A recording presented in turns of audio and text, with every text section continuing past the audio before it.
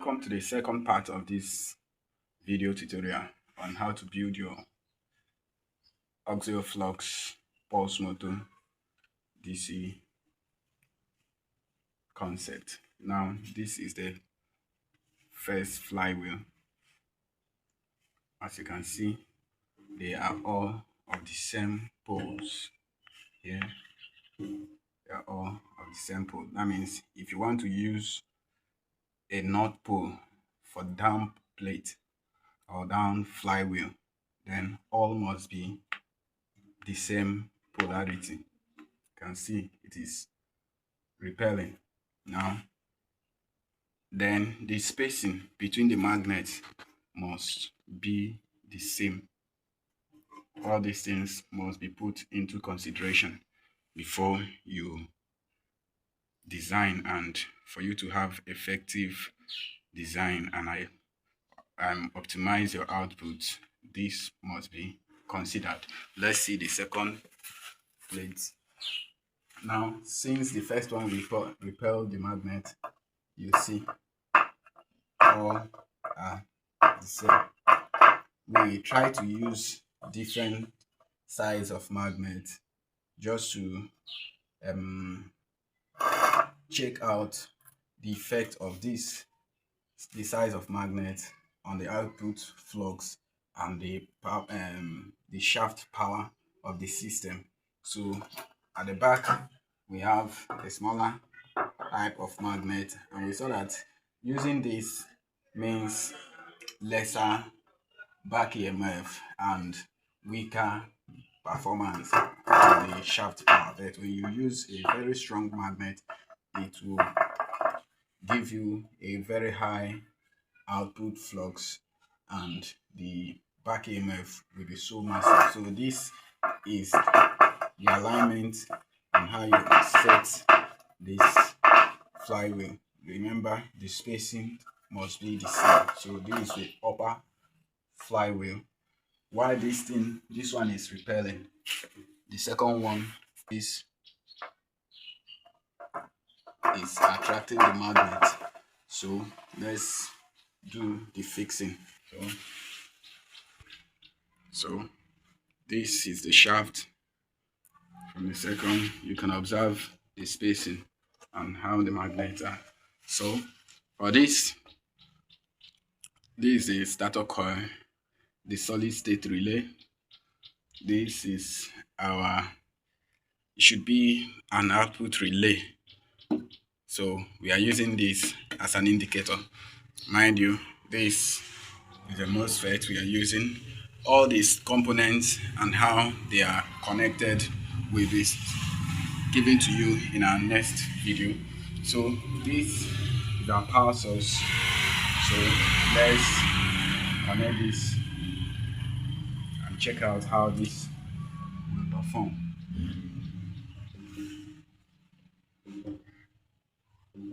Okay. So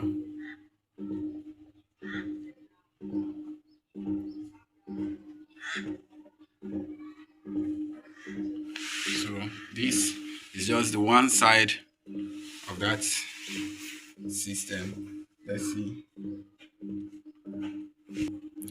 So you can see the speed of the system and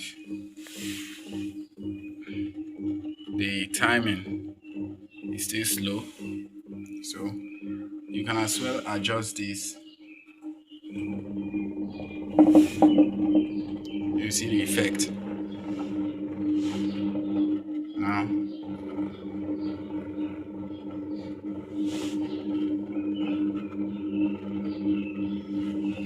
when you adjust the whole effect, if you make proper adjustment, the speed will increase and the performance of the system will also be affected. So for a while you can see how the thing is moving. We are just using one part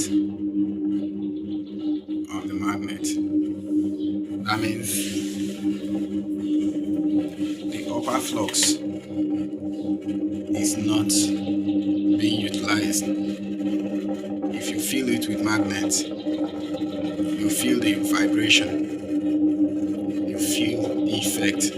And that is the reason why no matter how good or effective you design the conventional pulse motor system, without using this axial flux method, your outputs can never go close to 100% or 80 something, 90 something percent efficiency. Your efficiency must be below 80%. But when you utilize the both side of the flux, because it is still the same energy that is going into this coil that will be used to drive the upper side of the magnet. So you've seen the shaft power, the effect. So we have to couple the upper side to know how it will perform. This is the second part of it. So we have connected couple the second flywheel. If you can see it now, we have to make sure that the upper magnet and the lower magnet, they are in proper alignment. That is one thing you must do for the triggering unit to work effectively. So all the magnets must be aligned properly, the upper and the down plate. So let's see the effect. And mind you, since this magnet here is stronger than the one down, it means the whole effect must be adjusted. So when we connect to the power source, then we make the adjustment.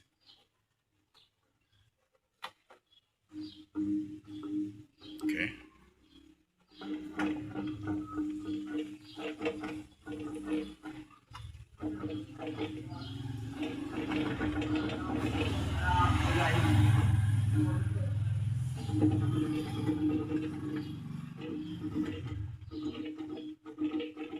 Trying to get the spot, perfect spot.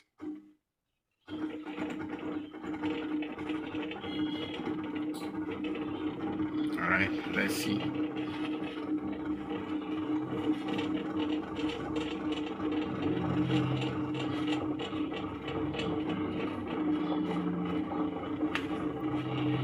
So you can see how smooth the movement is and how fast it is going, even when you try to stop the motion.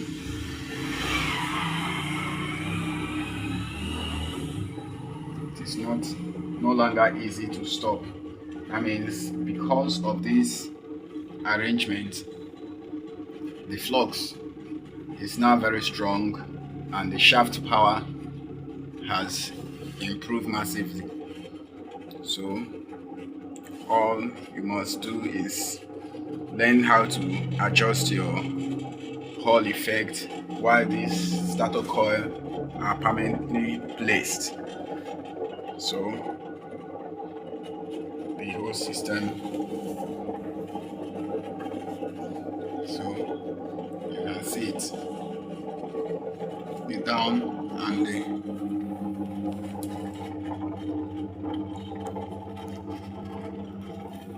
you can see the plate under all rotating. That's the flywheel under there.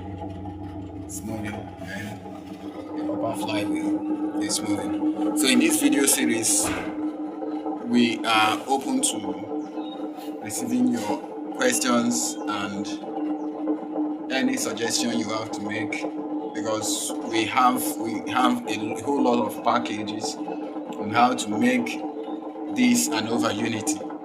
If you think it is impossible, we'll show you that truly it is possible. In this journey, we've spent time, we've spent money, we've spent everything. We have made all the sacrifice, and we believe everything will work out for our good. And you see that we now have another alternative source of energy. It is not creating energy, rather it is harvesting energy from the environment.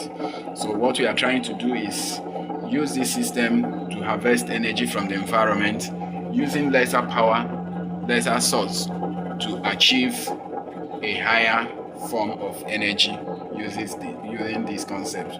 We are not violating any laws, we just want to harvest energy from the environment.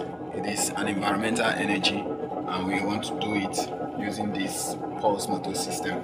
So back to this configuration: your MOSFET, your Hall effect, flywheel, and the pulse coil. Then the source, the battery. Now if we introduce this, you can see. Now if you can observe, the speed has dropped a bit because of the back EMF produced coming from this lead bulb. So in one of the series, we will showcase how you can extract energy from this coil without affecting the motion, the movement of this system. So in that video, it will be a detailed analysis of how you can handle the back EMF to make sure that the reaction for every action is countered, or you can convert it to enhance the movement of this flywheel, whereby this system will now be much more open to collecting energy from the environment. So watch out for our next video. Make sure you subscribe. Make sure, so long as you are a believer of over unity, believe me, we have everything you need to make that dream a reality. From JF Green Energy Concept, is bye for now.